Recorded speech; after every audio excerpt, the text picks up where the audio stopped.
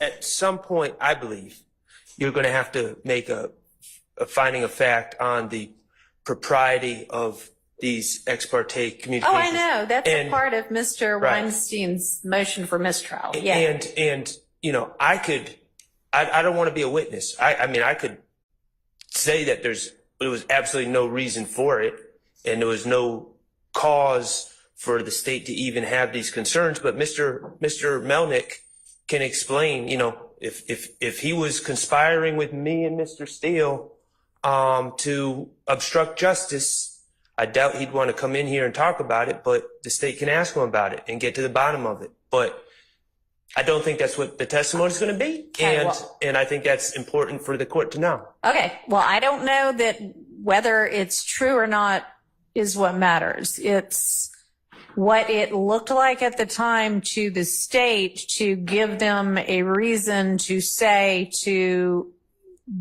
Judge Glanville, we have some concerns. We might like to talk to you about it. Just heads up, we're going to do some research. We'll get back to you.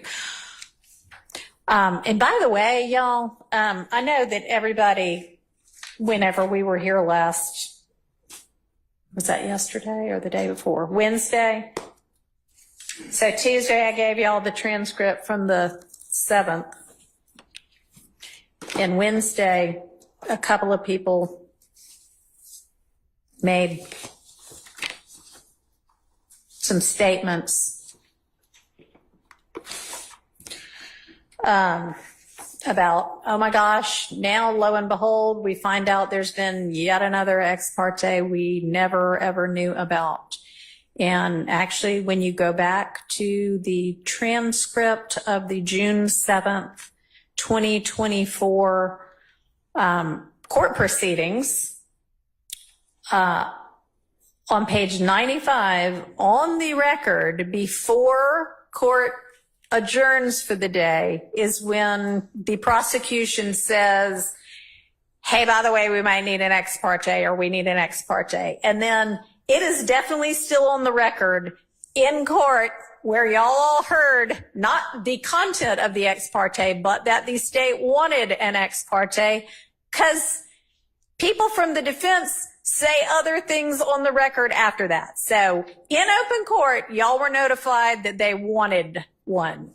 So, I mean, it's not quite the salacious revelation that y'all made it out to be. Can I respond to that? Yes. So,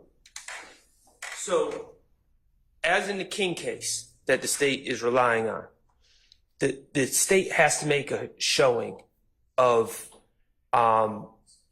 necessity for public, the necessity for the public interest for immunity to be granted by the court. Okay. And I was under the impression, I think a very reasonable deduction was that they were simply going back there. And I agree, they did announce an open court and we didn't know the substance, but I think a fair, reasonable deduction would be that they were going back there to present the basis for granting immunity. Little did we know that they had already done that and they were going back there to have that other conversation. So that's okay.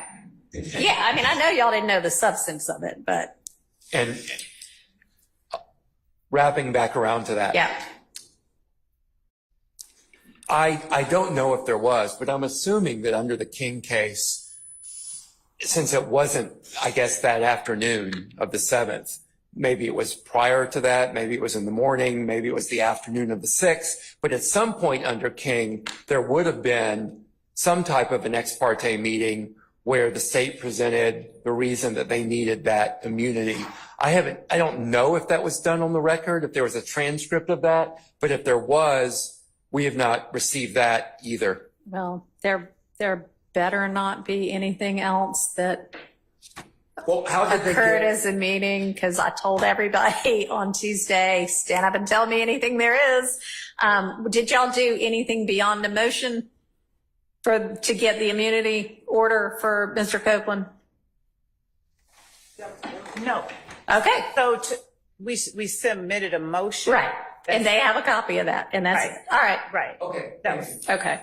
and Judge, I also state that at the time, I'm not certain why it would be believed that we were trying to get the warrant or the immunity agreement, because Mr. Copeland was under arrest at the time that we stood up and made that announcement in court on the 7th. I think he had already been arrested, I think. You could be arrested and not have immunity for your testimony. The judge had already told him he had immunity on the record. Okay. Well, I don't know. I mean, they're probably just trying to remember it themselves too, but. All right. Well, Mr. Shard, I'll take a look at your new motion.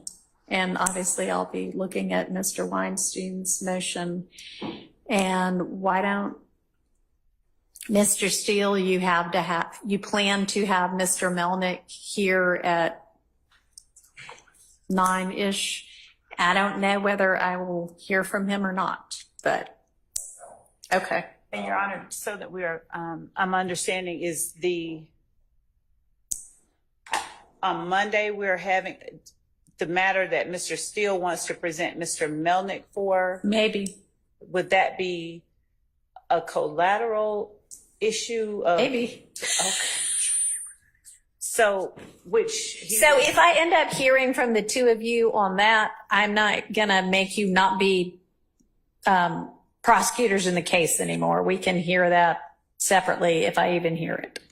And okay, and so would Mr. Steele be allowed to introduce extrinsic evidence of a collateral issue that he's raising about the emails and things of that nature? I mean, the emails are already in the record.